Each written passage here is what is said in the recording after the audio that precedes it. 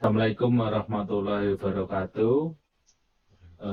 Kami dari IK2A ingin mempresentasikan hasil dari tugas akhir kami, yaitu analisis perilaku konsumen e-commerce. Sebelum itu, biarkan kami memperkenalkan diri terlebih dahulu. Saya Rayat Pamungkas, absen 19. Saya Muhammad Andika Maulana, absen 14. Saya Jawender Ramadi, absen 25.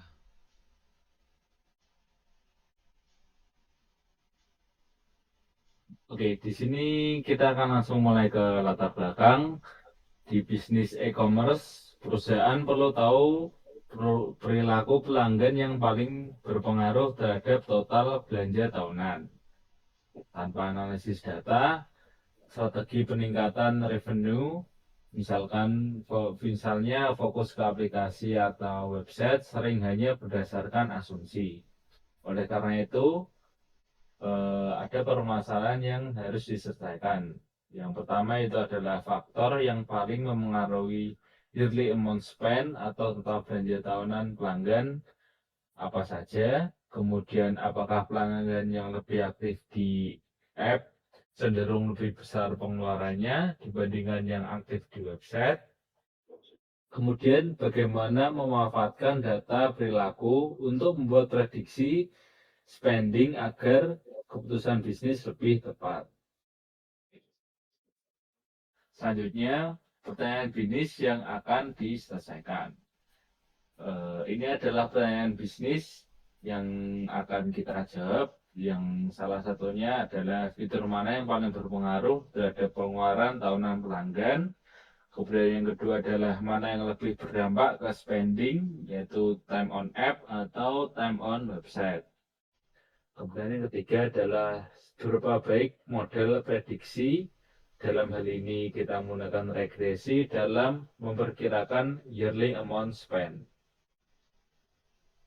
Kemudian selanjutnya akan dijelaskan oleh Zahwa. Baik, kemudian ada penjelasan dari dataset kita ini. Yang pertama, sumber datasetnya itu dari Google yang bernama e-commerce customers. Jumlah kolomnya ada 8 kolom, barisnya ada 500 baris. Dan kemudian fitur data kolomnya setelah kita rename, ada halaman di Spark. Yang pertama itu ada email, address, dan avatar, itu yang tidak dipakai untuk model kita. Kemudian ada average session length double, itu rata-rata durasi sesi pengguna. Time on app-nya itu waktu penggunaan di aplikasi. Time on website itu waktu penggunaan di website.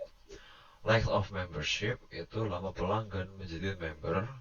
Yearly amount spend itu adalah target atau label dari nilai belanja tahunan.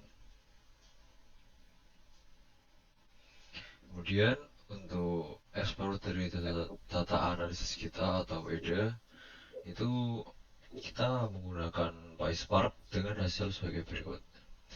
Jumlah barisnya ada 500, jumlah kolomnya ada 8, dan statistik deskriptif diperoleh melalui describe, dan juga untuk missing value berdasarkan dari output kita ini tidak ditemukan missing value pada seluruh kolom.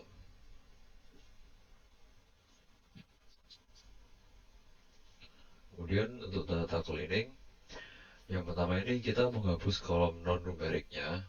Di kolom email, address, avatar dihapus karena bukan fitur numerik yang digunakan untuk model regresi kita. Kemudian kita menghapus baris dengan target kosong jika ada. Yang pertama itu ada df clean dropna, subsetnya dari yearly amount spend. Nah, pada output kalian ini jumlah baris sebelum dan sesudah dropna dicatat untuk memudahkan tambahnya.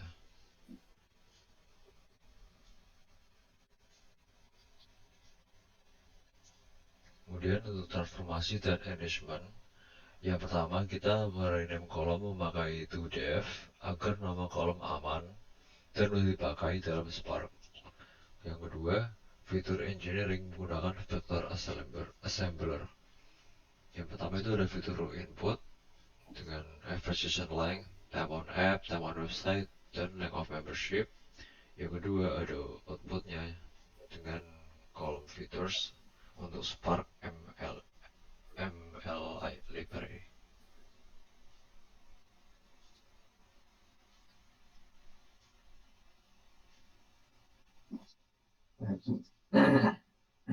Selanjutnya, analisis dan visualisasi data prediktif. Jenis analisis prediktif regresi karena memprediksi nilai continue yearly amount spent. Scatter plot time on app versus yearly amount spent. Tujuannya melihat pola hubungan antara pengguna app dan pengeluaran tahunan. Dari grafik biasanya terlihat tren positif. Semakin tinggi time on app spending cenderung naik. Lalu hasil analisis prediktif, pertama ada model machine learning dipilih, kita memakai linear regression, Spark ML. Alasannya karena target yearly amount spend berbentuk continue. Itu cocok untuk regresi. Lalu pelatihan model menggunakan Spark ML plus parameter, split data, random split itu pakai 80 dan 20%. Lalu parameter modelnya untuk sesuai kodenya pakai fitur call-nya features, labelable, yearly amount spend. Parameter lain memakai default Spark, boleh ditulis parameter default gunakan.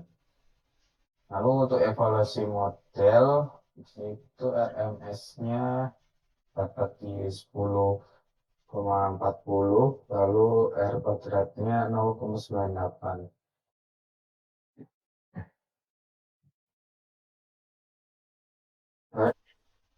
Untuk yang terakhir ada kesimpulan berdasarkan pemodelan linear regression menggunakan Spark ML LIB.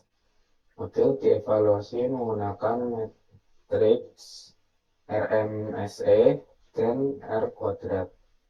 Nilai R kuadrat yang tinggi menunjukkan bahwa fitur perilaku pelanggan seperti durasi sesi, waktu penggunaan aplikasi atau website, dan lama membership mampu menjelaskan variasi pengeluaran tahunan pelanggan.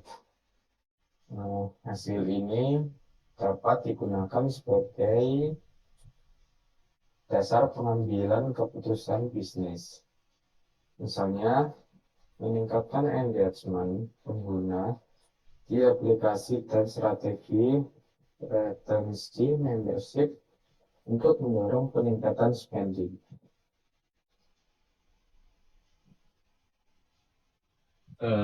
Ya, jadi seperti itu presentasi dari kami. Seperti yang sudah dijelaskan tadi, bahwa dataset kami ini setelah kita analisis, kita bisa melihat bahwa banyak pengguna pelanggan menghabiskan waktunya di aplikasi daripada di website.